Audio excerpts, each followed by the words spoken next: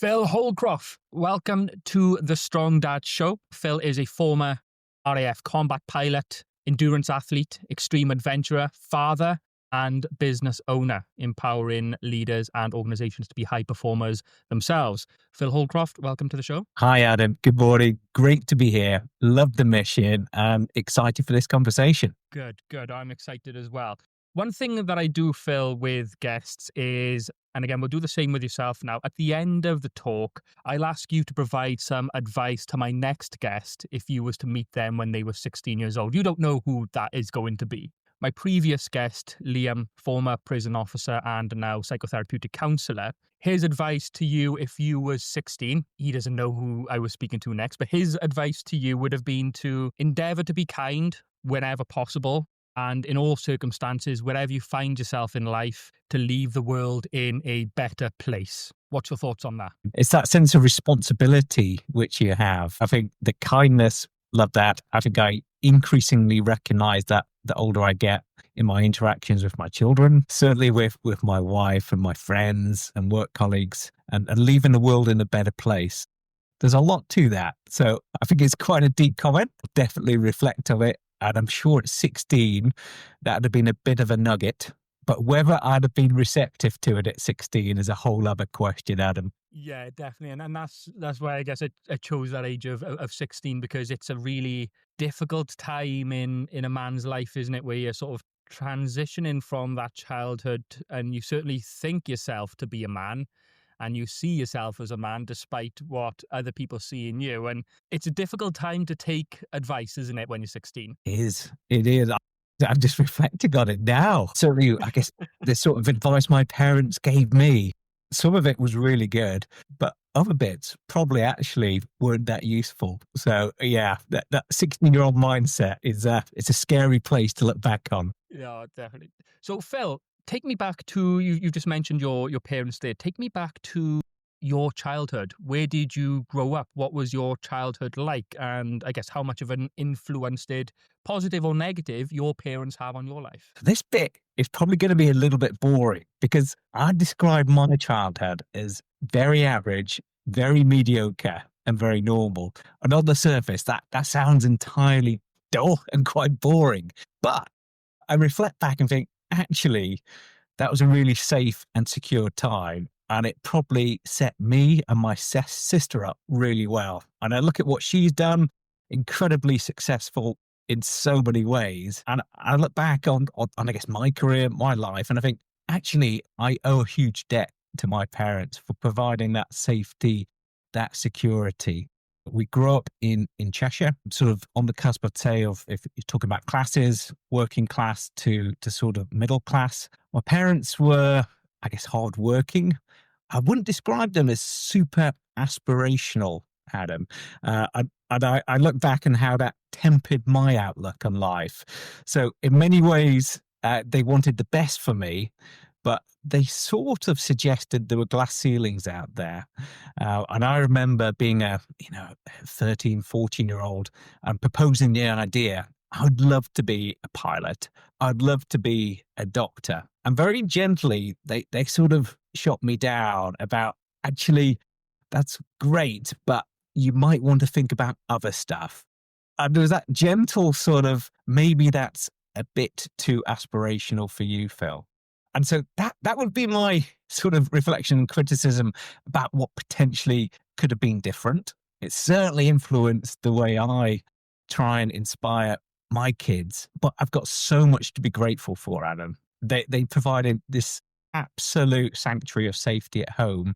And I know that gave me a lot of confidence that I was safe and secure to go out and try and enjoy life. I'd say also, I look back now, and it's only as a 40-plus-year-old man, I recognize what in so many ways was good role model behavior, especially my dad. And if I was to cite one example, it'd be my dad's relationship with his mother. I didn't realize it at the time, but I used to watch, and he'd speak to her every single night on the phone. And he had this great parent-child relationship with what was my nana, who lived to 101 and passed away. But I remember when that relationship ended, that I felt like I wanted to fill a void for my dad. And it now means that I have this conversation on a nightly basis, unless life gets in the way, with my dad.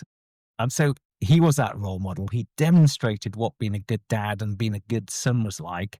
But it's probably taken me 40 years to get there, and trying to live up to that. So I guess that's it. A brief insight to child upbringing. It was pretty normal. There was no huge trauma in there. And in many ways, that normal was something good. And it's allowed me to think about that safety and security I want to provide for my kids, even if sometimes it's a little bit boring, Adam. Yeah, no, and I love that. There's a saying, isn't it? And I might get it wrong, but people say like the test of how great you are as a parent is if your children still want to be around you when they no longer have to be. And I guess what you said about your father with your nana and him speaking to her every single night, just because that's the relationship they had, and therefore, and then subsequently, then you doing that with your dad. That's such a beautiful thing, isn't it? Because like I reflect now on my relationship with my mother, and it can be weeks without us talking.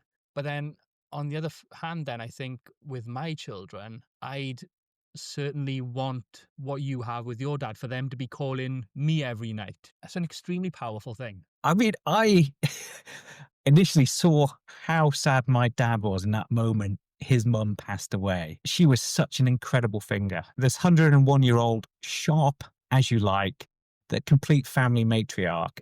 And she left such a void. And I felt desperately sorry for my dad and the grief he was going through. And I wanted to try and do something which filled some of that void. So at first it felt like a commitment, but now I need it. I love having those nightly conversations that typically whilst I'm walking the dogs, and it's an opportunity to talk about anything, talk about inner fears, silly DIY projects, business strategy. And my dad doesn't have the answers, but he listens. And I think, again, that's something which I want to take into being the dad I want to be going forward. Yeah, and I can definitely take something from that as well. You mentioned that when you had your goals as a child to be a pilot or a doctor, in my eyes, they are like they're aspirational goals to the greater sense of, yeah, that is an amazing career. But I don't see them as sort of too like if you said I want to be like, when I went and in my career's day when I was in secondary school and they said, what do you want to be? I didn't have a clue. So I think I said WWE wrestler or Formula One driver. Because that's all I could think of. Like now that, if I had said that, fair enough. Someone could say, look, let's try and think more realistic. But for your goals as being either, I think you said the doctor or the fighter pilot, I think if my son said that to me, I'd be like, hell yeah, that's incredible. Let's do everything we can and we'll get you there. How much of an impact do you think it had on you at the time when your parents tried to make you think more realistically or more to an average level? Yeah. So I don't blame them. I think about it was probably the society they were brought up in. And actually, they probably did have ceilings placed on them by society. And I think a lot of those have crumbled away in the day we live in now, Adam. What did it mean at the time? I mean, your parents are big figures. You take it seriously. And in many ways, it was quite disappointing. And I still love bantering my mum, especially my dad now, that actually they got this wrong. I mean, what I take away from it is you are such an influential figure on your kids, whether you like it or not. And therefore, think very carefully when you dampen their vision, however bright and wild it is. Think really carefully about it. So that's one of my takeaways. The other takeaway is actually that may have inspired me. It may have been me pushing back against that sort of glass ceiling and saying, no, I'm not gonna tolerate that. I'm not gonna stand for it. I don't actually know. So did it cause me to violently push back? I'm not sure, Adam. Either way, ultimately, after doing a degree in biochemistry, I did get a place at medical school. I didn't end up taking that. As you sort of stated in your introduction, I did stumble into the Air Force and become a pilot. So it worked out. Was it because they set me up for success? Or was it actually me kicking back? I don't know. Either way, it worked. And I can't repeat this experiment.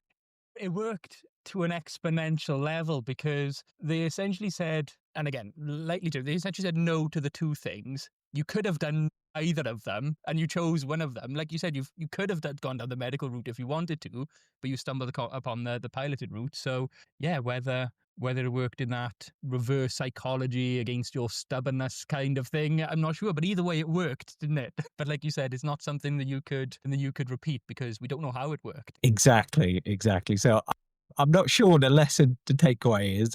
I think my approach will be the sky's the limit with my kids. Shoot for the moon, however wild it is.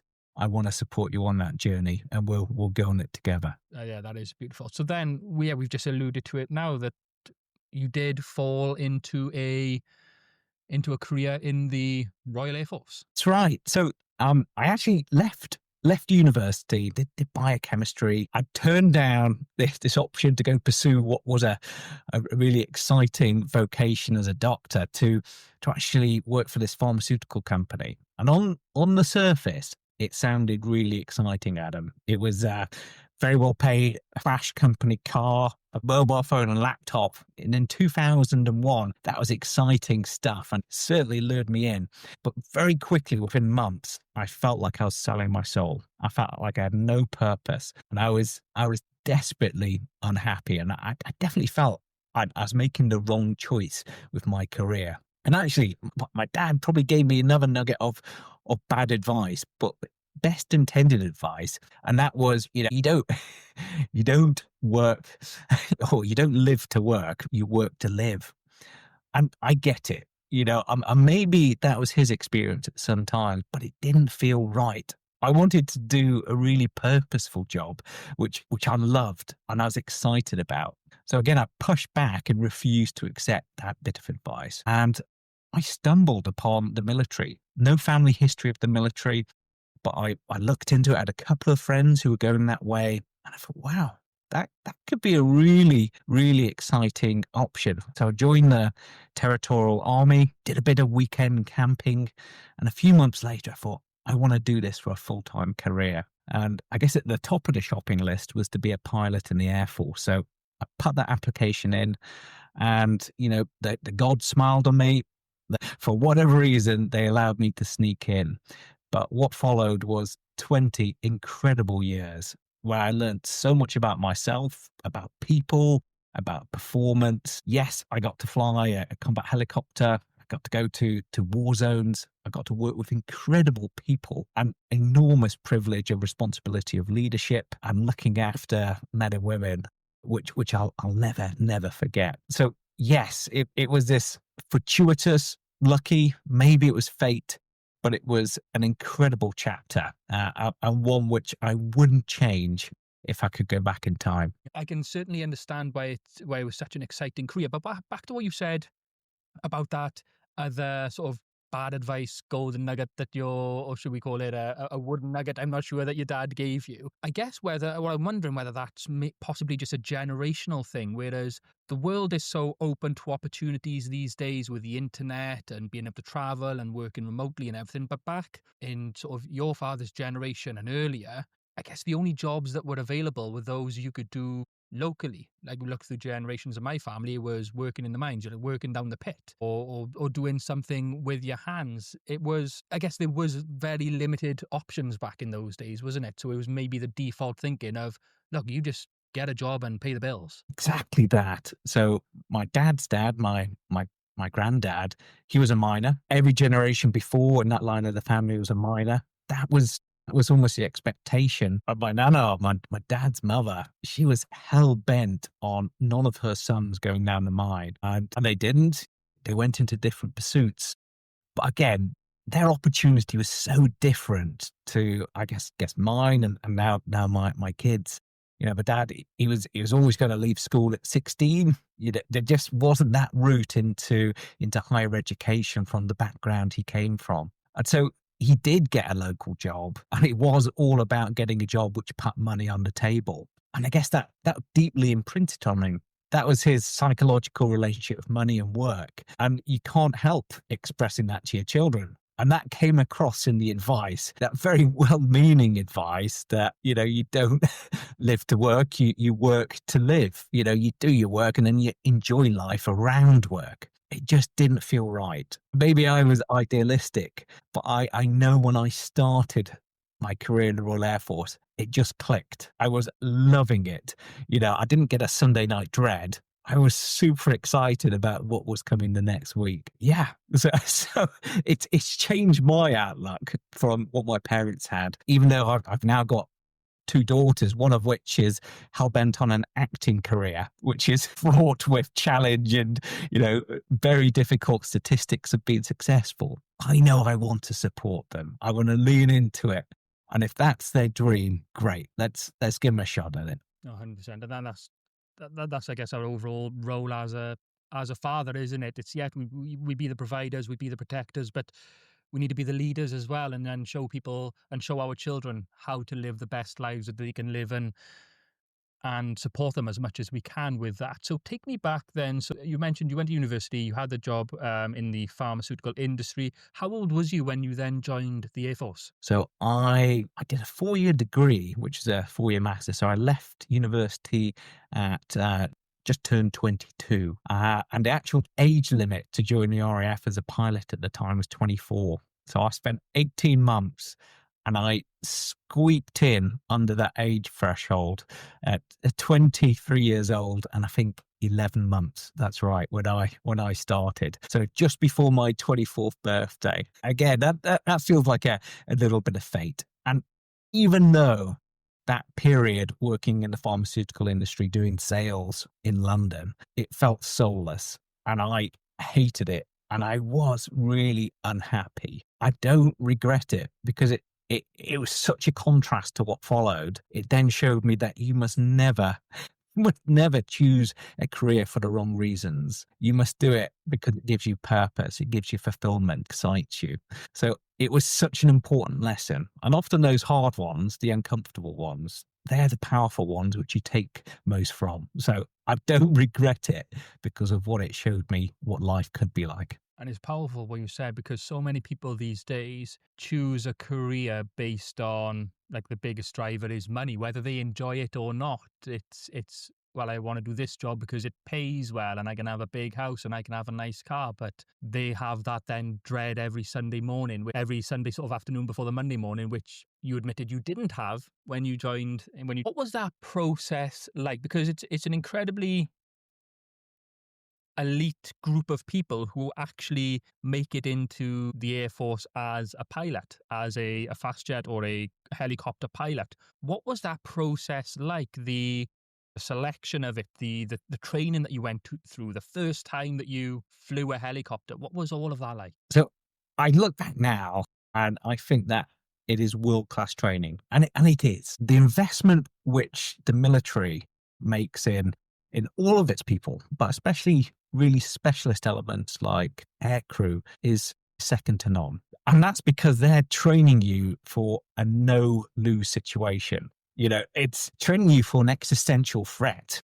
And you compare that to a corporate. And the corporate is all about money. And they want you to be making money for the company on day one, if possible. Therefore, training is a nice to have. It's often wrapped in and around the core business of doing the job for money. The military is in this luxurious position that it can train you for 90% of the time, for that 10% where it really matters that you've got to perform on operations. It's done in such a clever way. It doesn't get explained to you that they're just constantly keeping you in stretch.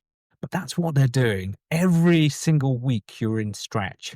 From that basic sort of leadership training when you join up, right through to basic flying training, flying the most elementary type of aircraft. It then gets slowly built up. It's bigger, it's heavier, it's faster. It's then more complicated. They then start to introduce weapons.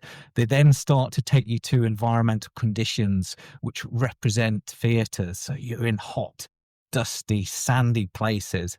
And then before you know it, you're in a combat theatre. And if you'd have placed me on day one of joining the military on the edge of the green zone and said, Phil, in 3 years' time, you're going to be flying at 50 feet over the green zone, the most dangerous place on earth right now with people in there who want your head on the plate. And you're going to be doing that at night, and you're going to be doing it really under a lot of pressure of time, expectation. I'd have probably said, no thanks. But the training is so good, the way it builds you up incrementally, iteratively, that when you're in that situation, you're not comfortable, but you're in a position where you can perform. You've got that rich portfolio of evidence that you've been able to do it in a basic aircraft, then a progressive aircraft, then an advanced aircraft, under conditions when you've been worked really hard physically and mentally, and then you're able to perform when it really matters. So I look back and I think that is such a powerful way of preparing and training people. And it's not just, I guess, in that role. It then extends into sort of leadership roles as well that you get to do later in your career. So yeah, I mean, I'm so thankful. It's taught me so many what I think of as incredible tools and frameworks, which I now apply in my work, definitely in my life beyond the military, because I think they're universal rules. I think there's a playbook there which all of us can sort of take away. It's not just for fighter pilots or Marines or special forces. They're the same principles we can all lean on for performance. I think this is an important thing what you've just said there, how especially a lot of civilians, they can look at the elite or the specialist roles within the military and think that the techniques, the trainings that they go through are just for those people. Like for one example I can think of is like box breathing. There's a lot of talk that Navy SEALs practice box breathing before and after the high adrenaline situations, but then everybody can benefit from box breathing to sort of calm their mental state and everything. How much of the training, like there's an outstanding amount of technical training which you would have gone through and iterative development in your capacities and your capabilities. But how much of the development do you think was mentally in terms of your ability to handle high pressure situations, your mental resilience, all those things? So I think most of it. Yes, there's some technical skills which you have to learn, how to operate systems. There's some physical components to just being able to carry the kit, use the kit. But I think mentally, it's all about that sort of preparation. I don't think it's made explicit, but it's definitely there. I look back to all the training. We talked about that stretch, and that stretch is developing psychological resilience over time. But you're also doing things like adventurous training. So you'd go away as a squadron or a team, and you'd be doing via ferrata, hanging off cliff faces. You'd be doing rock climbing, downhill mountain biking.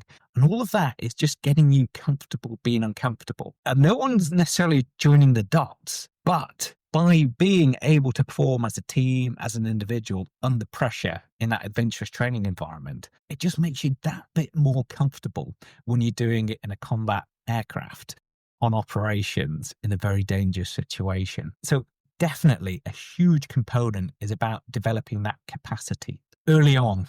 If I was to remember the first time I learned to hover an aircraft, I couldn't even talk. Every single bit of my mental function was going into trying to control the aircraft. You've got a lever which is taking you up and down. You've got pedals which are moving uh, the tail left and right. And then you've got a cyclic which is tipping you forwards, backwards, diagonally. And you're trying to combat the wind, and it's buffeting, it's moving around. It feels like the hardest thing in the world. And then you fast forward a couple of years, you're not even thinking about that. You're thinking about what the enemy is going to do, how they're going to see you, how are you using the nape of the earth to try and sneak up on the landing site in a way which doesn't expose you or your team. And all of that is because you built this psychological capacity to be able to think calmly and decisively under pressure. So I think the military's exceptionally good at that, but it doesn't explicitly tell you what it's doing. It just piles up pressure on. And on the surface, if I fail 3 flights this week, that's it. My career is done. So it can explicitly look like you're taking your driving test. And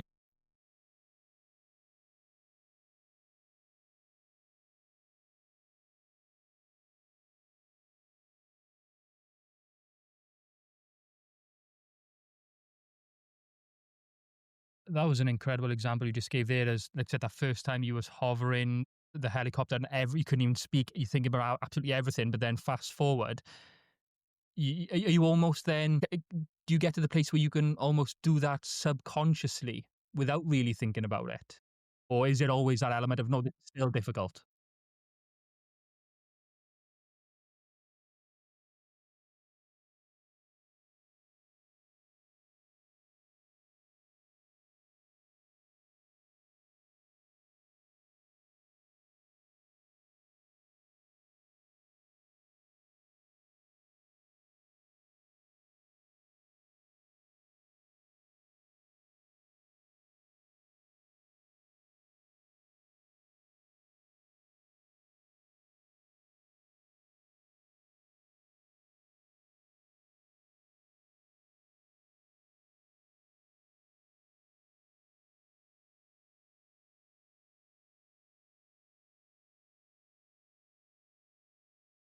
So fast forward then throughout your career, you moved away from piloting, or I guess you could term it the combat roles, and more into leadership, I believe.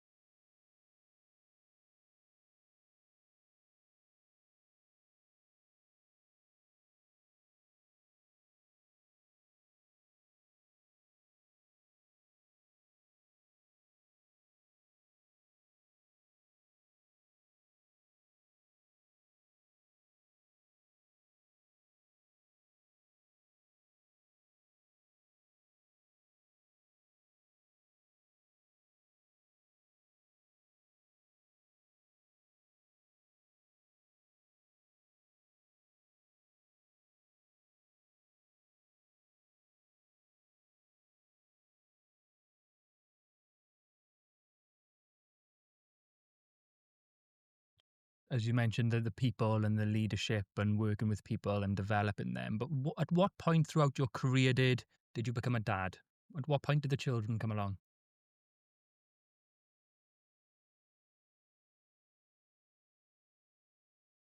Okay.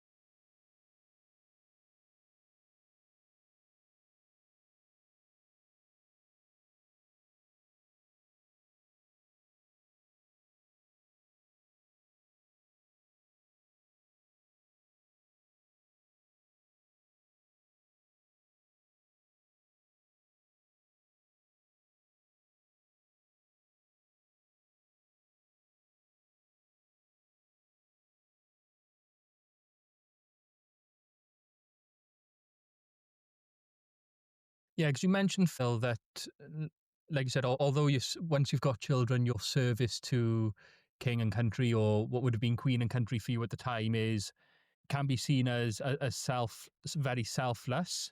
But then, in the eyes of your newfound parent self and being a dad, in the eyes of your family, it's quite the opposite. It could almost be selfish, couldn't it? Because especially if, for example, you loved being a pilot and you was regularly leaving your family to pursue this thing which you loved at the potential cost of your life, it's an important thing to balance, isn't it? It's a big risk that you're taking through the eyes of your family. Absolutely. So I think of life in three spheres, Emma. I think you've got this professional sphere. And for me, that was a huge sphere. It was my career in the Royal Air Force. It's been a pilot, very, very committed to it.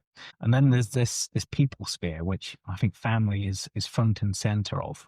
And getting that balance right is so important. And there's also this other sphere, this sort of passion sphere. What do you do in your sort of spare time? You know, how do you feed your soul when you're not thinking about your career and your family? I think a lot of people are very, very selfish at first when they start a family, because what they've been used to is really slavishly protecting that professional sphere and perhaps what's going on in the passion sphere. And so it requires a huge shift in identity that you're going to have to give a lot more time, a lot more priority, a lot more focus and energy to the family sphere. And I think it was that recognition that there's got to be something that gives here. And actually, me going away on operational tours to Iraq and Afghanistan, that's ultimately going to come at the cost of the family. It was a tough moment, and it definitely took time, but it was a recognition that actually I've got to get this balance right. If I genuinely want to protect and invest in this people sphere, my family, and now my kids who are starting to grow up, there's got to be some sort of shift. And what was that turning point then? Because yes, you turned away from, I guess, the combat roles into leadership, but what was the turning point for you that then made you decide to leave the military? So I'd say the big turning point, I can look back, absolute clarity, it was 2014. At the time, if you go back to this sort of analogy of spheres, that sphere which is professional, it was running on rails. Now, as a squadron leader in the Royal Air Force, promoted right at the head of my peer group. I remember one weekend actually in 2014, everything seemed to be perfect. You know, I had led the Queen's birthday flight past at the front of that huge formation that flies over Buckingham Palace. Career on rails. The next day, it was Father's Day. It was a beautiful Father's Day, which I got to spend with my now two young girls, Bella and Isla. And actually, there was a local triathlon event. So everything lined up. I was even able to win my first triathlon there and cross the line with my two girls. And I thought, life is as good as it gets. I've cracked it. I've mastered it. I've got this work-life passion balance perfectly nailed. And if you'd have told me right then, Adam, that in a month's time, you're going to be a crumpled wreck of a person, I'd have said, bullshit. There's no way. I've got this mastered. I'm super resilient. I've been shot at in war zones. I've been leadership trained. I've run marathons in my spare time. No way. It's not going to happen. But that's exactly what happened. And in July of that year, so it was 1 month after that incredible weekend, we got the news that Isla, my youngest, 22 months old, had leukemia. And it completely shattered our life. The realization that she was going to have to go on this 2.5 journey of aggressive chemotherapy to try and save her life. All of a sudden, having to be on the sidelines while your own flesh and blood is walking this tightrope of life and death. It terrified me, genuinely more harrowing than anything I'd experienced on operations in Iraq or Afghanistan. And as a dad, as a husband, I felt completely ill-equipped to deal with it. It was a true recognition that whilst I felt I had it all balanced, actually it was selfishly skewed towards career still and passion. And it was that absolute recognition that what's important in life is the people. It's my family. It's my precious wife and two daughters. And it hit home so hard and so heavy at that point. I'm not proud of how I coped in those early days. I was definitely not showing up as I would have wanted to as a husband and as a dad. My wife did so much better in those moments. Someone who hadn't been leadership trained, hadn't done escape and evasion, hadn't been to war zones, but she was so much stronger, so much more stoic and resilient in those moments. Part of it was because she could be vulnerable. She could ask for help. And that felt so alien to me at the time. And so it was without a doubt the darkest time in my life as a human, as a husband, as a dad. Uh, but God, did we learn so much?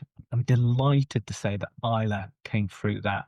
Her life was saved by miracle workers of the NHS, and she's now a healthy, thriving, and fierce 13-year-old. From that moment, I realized that I couldn't do anything which is going to compromise that precious family sphere. And I had to change. So this slow diversion or divergence went on where what the Royal Air Force needed and what I needed as a dad, a family person, were going to drift apart. And I started plotting what was going to come next. How could I still have that purpose and passion, do what I feel like I was meant to do, but also be able to support my family? And that was taking me away from the Air Force as much as it had taught me. As much as it had been such an important part of my life, actually, I was going to have to leave at some point, and that came about in 2022. Do you think you was in the position before the diagnosis that your career was so exciting and you had so much going on? Do you think there was an element that you may have taken the beauty of your family and the blessings of your family a bit for granted, or not really appreciating exactly what you had? Without a doubt, yeah. And I think the selfish word is one which helps explain it. I was able to do enough to keep the family life going. I look back now and I think it was too heavily skewed to what was going on in career and what was, I was trying to continue to do, feeding my passion as an endurance athlete. And I think it just brought it into sharp focus. And actually, the recognition that I can't continue sacrificing my family this way, all this time away, these long, long nights, these long days, weekends away, and having to be away at the drop of a hat. And also the risk I was taking, certainly when getting deployed in operations, that is fine when there isn't as much on the line. But when there's more on the line, it's not fine. You're not just risking your life, you're risking the stability, the future of your family as well. So I think that became the slow sort of realization. I know it's hard. It was recognizing I was going to have to let go of something which had been really important to me. But actually, if I wanted to protect my family in the way that I knew I needed to and still pursue a passion in the professional sphere, it was going to have to be something different to the Royal Air Force.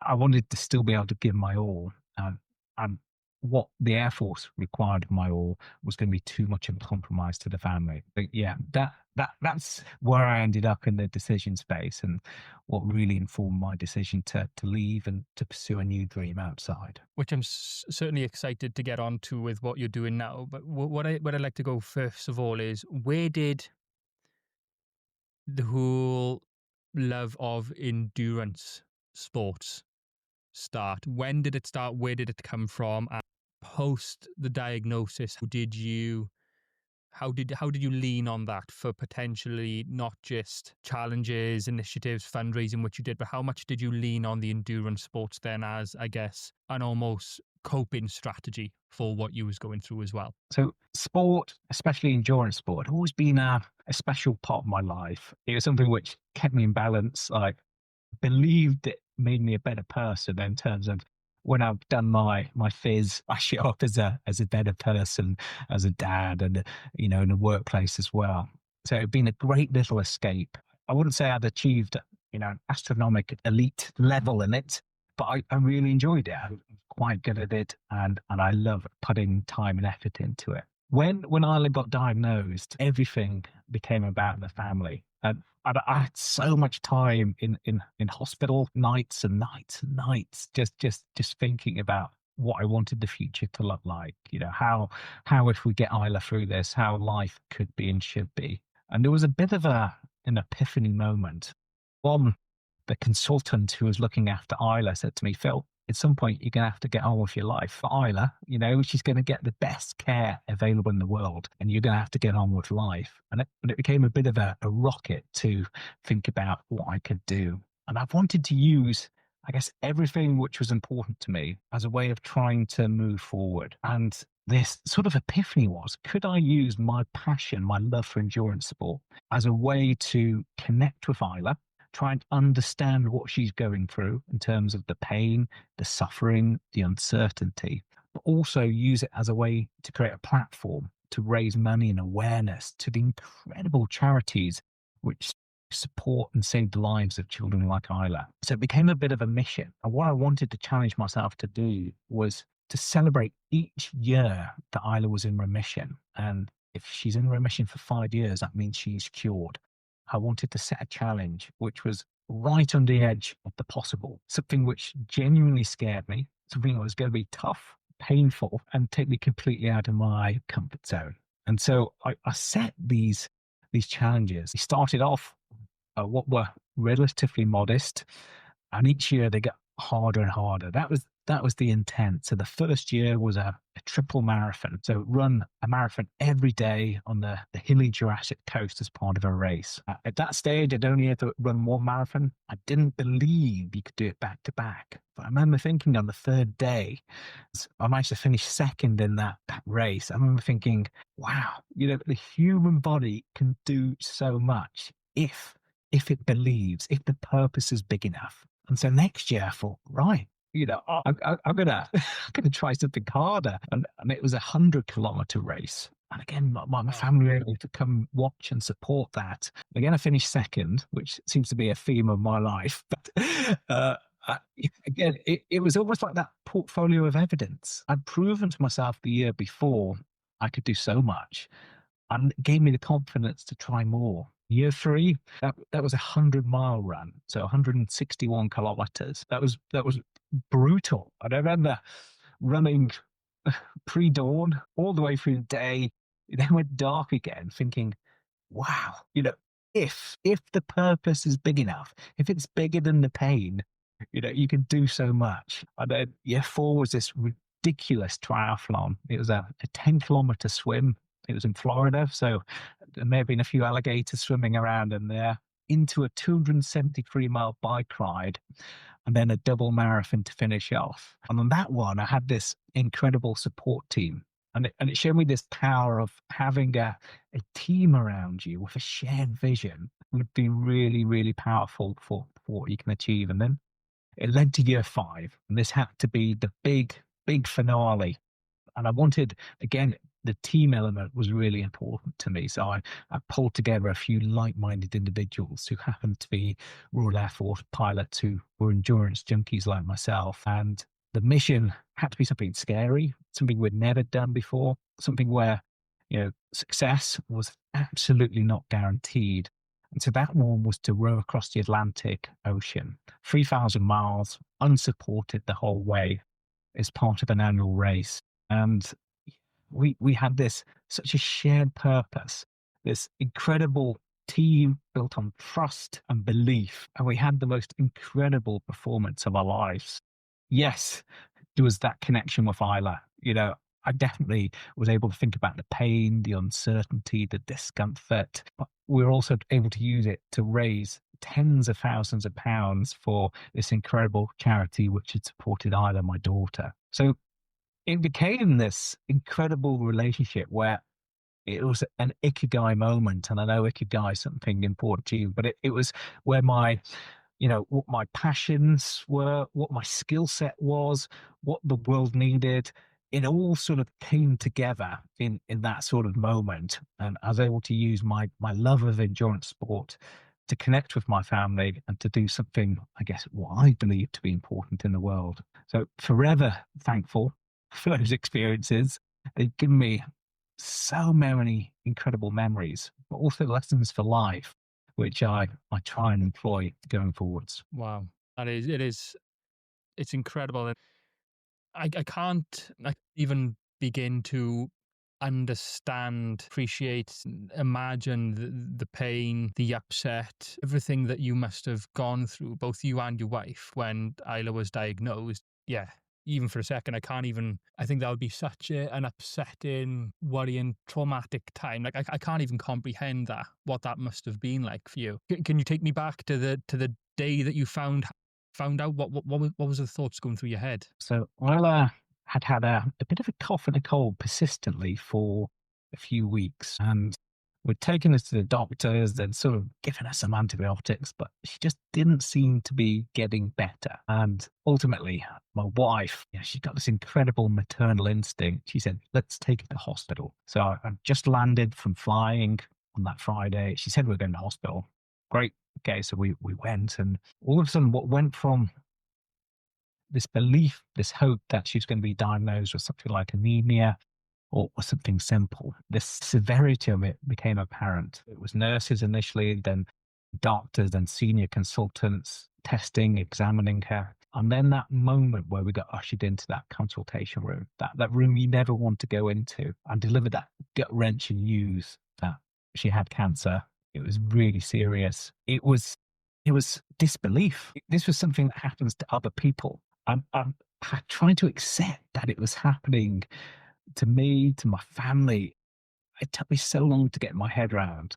And as much as I'd like to think that resilience, you could just pick it up from a military context and apply it in a domestic setting, it was so different. And I think the military had all been about no sign of weakness, tough upper lip, that sort of heroic type leadership. And this required something completely different. It required deep empathy, vulnerability. And yeah, I learned so much from that moment or the moments that followed. And it's changed my approach to leadership. And it's not all about being tough.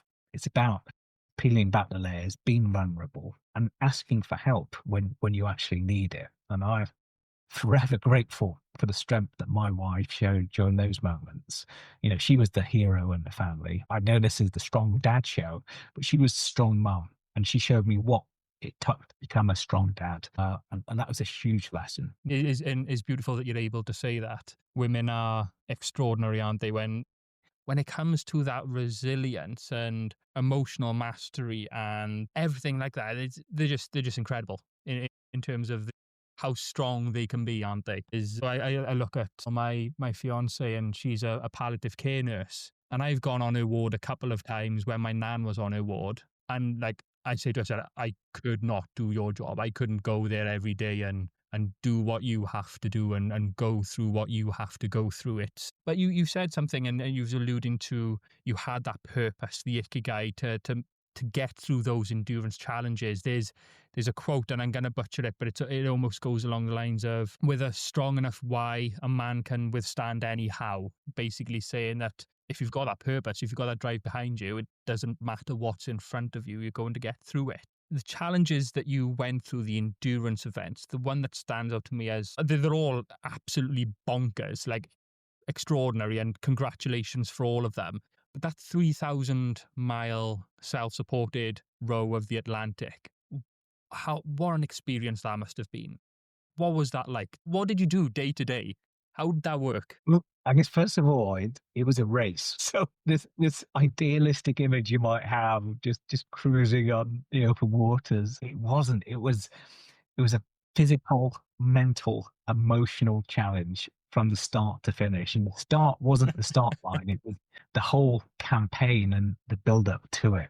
I mean, the most rewarding journey I've ever been on. The training, the preparation, the generating funds for it, the working with the charity to get to the start line. So powerful. And it's taught me so many skills, which I now take into the business world. But the row itself, four of us, an 8.5 meter boat, rowing for 2 hours on, 2 hours off for 36 straight days. So Wow. if you want to think about the psychology behind it, beasting yourselves for those 2 hours on the oars.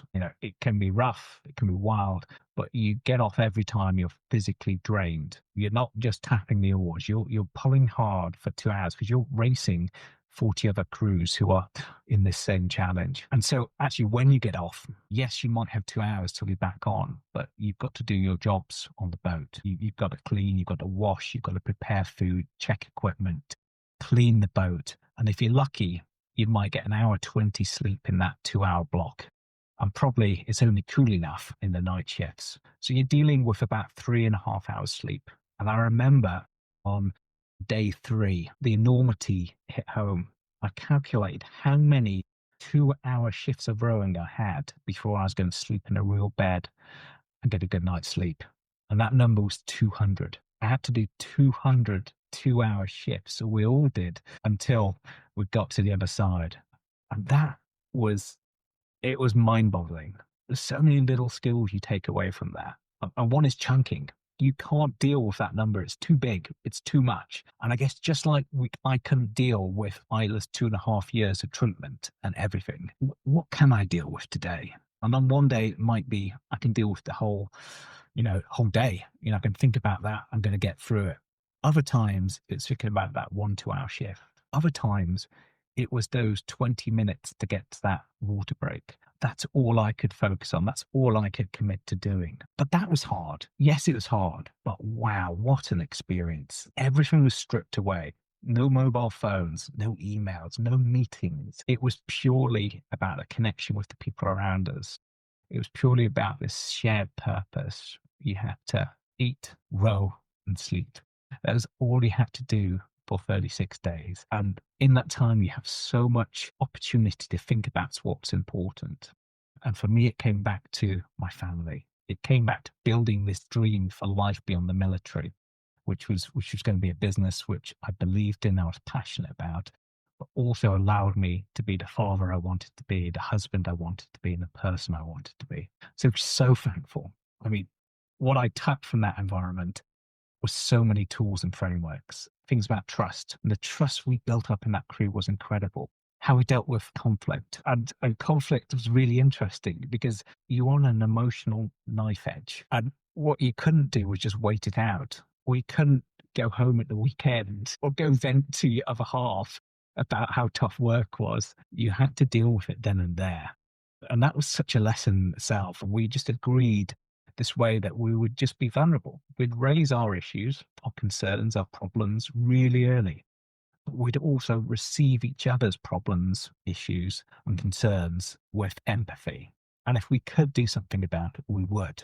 We'd change our behavior if it allowed them to be in a better position psychologically. Because all of that allowed the boat to go faster. And despite none of us coming from a rowing background, we had the race of our life.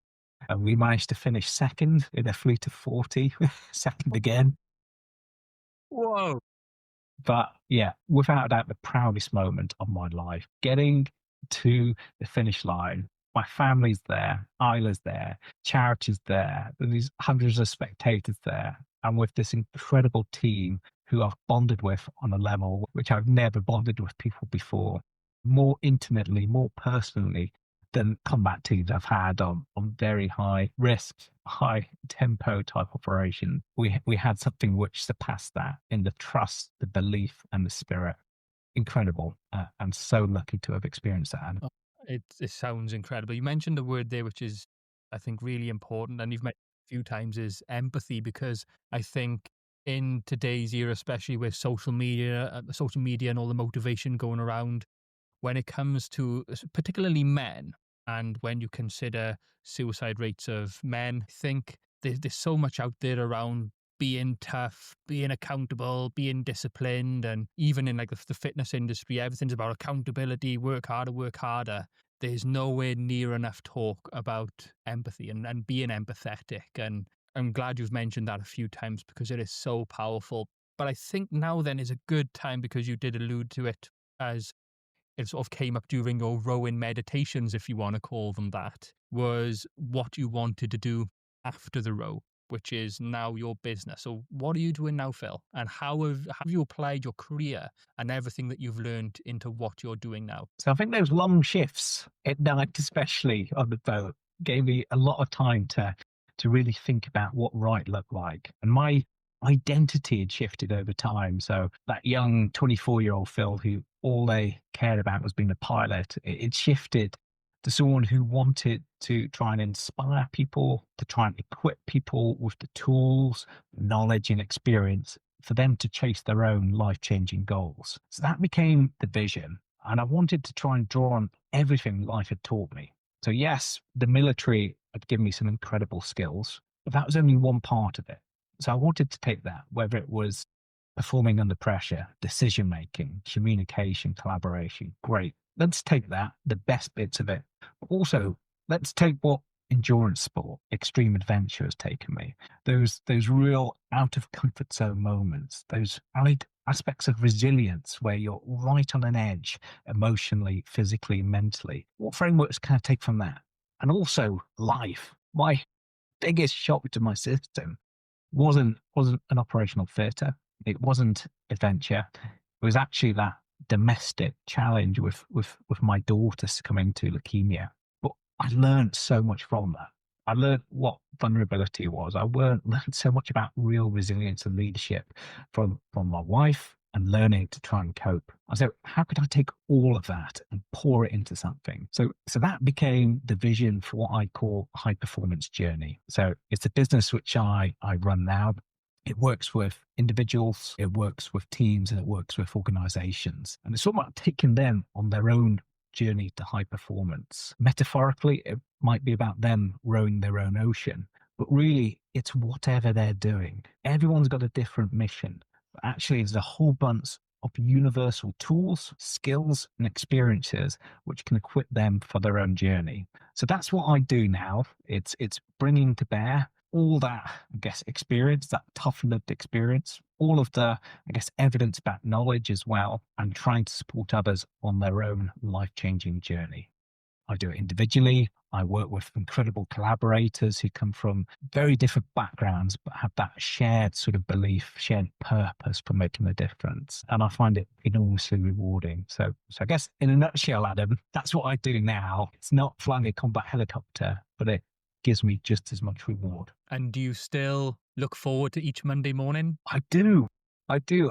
I think life is a lot less structured as a business owner. It doesn't fit neatly into Monday to Friday or set hours. So I guess Sunday night is not necessarily the start or the end of the week. Work is when work is. I have so much more agency, which is one of the big drivers for leaving the military. So I've got this incredible control over who I work with, when I work with them, but also there's a need to support the family. So actually, there's pressure on to still go out and generate the work. So it definitely looks very different to what work was before. But I am passionate about it. Yeah. So I could deliver a keynote and find it really rewarding, or it could be an experiential workshop where you take someone in this really raw, immersive environment and you change the way they perceive collaboration or communication, for example. And you give them this little handrail, which is going to help them make their life better in whatever context is appropriate for them. I think that's really important because it was going to be one of my questions, but you covered off straight away. Like, yes, your business is high performance journey, but one of my questions was going to be, okay, but what do you define in terms of high performance? But like you said, it's whatever the individual sees as high performance for themselves, whatever journey they are on. For some people, high performance could be purely career and profit driven. So for other people, high performance could be being a better dad. It could be mission driven in terms of building a charity or something. Would that be correct? That is exactly correct. Yeah. So the idea is they're universal. You can drag and drop them. Yes, some thinking needs to go into how you're exactly going to apply it. But the same framework for effective communication. Yes, it absolutely works on a battlefield when you need to get life-saving messages, but it absolutely works on the shop floor, in a warehouse, in an office environment, in a global company where they need to get a message across, where that message needs to be understood. It needs to be believed. It needs to be advocated for. And you just work through this framework with them and they can apply it to their context. The same for resilience. Resilience which helps you in an 8-meter rowing boat on a dark, stormy night. It's still the same framework which can help you to deal with the pressure of delivering a presentation to 20 of your peers when that isn't your comfort zone. So Yeah, the idea is not to equip people to row oceans or or to fly in combat theatres. It's equip them to do what they define as high performance, but it draws on that same universal playbook. Yeah, that's incredible. And we'll definitely include within the show notes and the description all of the links to to your website, social medias. But bringing it back then to your why and your purpose and your role as a dad. What do you think a strong dad is? What would you define as a strong dad? And I don't just mean physical strength. So this has definitely changed. If you'd have asked me before I became a dad, it was probably being about tough, being solid, being unbreakable. But I think about much more the curious mindset, the always striving. I certainly am work in progress. I aspire to be a strong dad. I certainly don't think I'm there. I'm on the journey, but I'm always striving, always curious, and always hungry. How can I be a better dad? What do I think some of the characteristics might look like? I think an inspiring figure, something which gets you excited to be your best. If I can try and convey that in who I am for my children, the people around me, brilliant. Also, I think there's a role model aspect to it. I now see the qualities in my dad, which I really want to emulate. That incredible relationship he had with his mother, that safety which he provided. So there's a role model element, and I've been able to embody them. But I think they're always striving. Never think you're the finished item. I think that's the biggest sort of reflection I can pass on. I thought I was resilient. I thought I was a strong human being, and life got tipped upside down. So now it's not about being the finished item. It's about striving to make myself better, be someone I'm proud of, and someone my children are proud of. So I think the only metric for success of how you feel as a dad, it's not you, it's what happens to the legacy you leave behind, which are your children. So that's my metric for success. And if they're happy, they're healthy individuals, that's all I could hope for. And I want them to not feel there's any glass ceiling there when it comes to their aspirations, their dreams. So my metric for success is who they are as humans and what they achieve. And it doesn't need to be high achievement in your eyes or my eyes. It's high achievement in their own eyes. It's their own journey to high performance, to go back to that. And I hope I've given them the ingredients, the opportunity, the support, the inspiration to try and chase those dreams. That is great. Okay, Phil, thank you very much. Before we end the episode, as we started the episode, what piece of life advice would you have for the next guest on the Strong Dad Show if you was to meet them when they were 16 years old? So I'm going to cheat slightly because it's a two-parter. So one is always question the advice you're given by your parents. And that is from my experience. So don't just take it for granted. So always question. But the advice would be resilience is a lifelong project. At no point are you complete. You're always going to be work in progress and you'll always have blind spots. And your job as a 16-year-old and going forwards is to think about what you can do on a daily, weekly, monthly basis to try and become that stronger, more resilient individual. And never think you're done. The moment you think you're done, you're setting yourself up. As I found out in June 2014, it can be a big fall. Very strong. And to that end, Phil Holdcroft, thank you very much for joining me on the Strong Dad Show. And as I mentioned, guys, all of Phil's social medias and website will be linked below. But for now, we will catch you in the next one.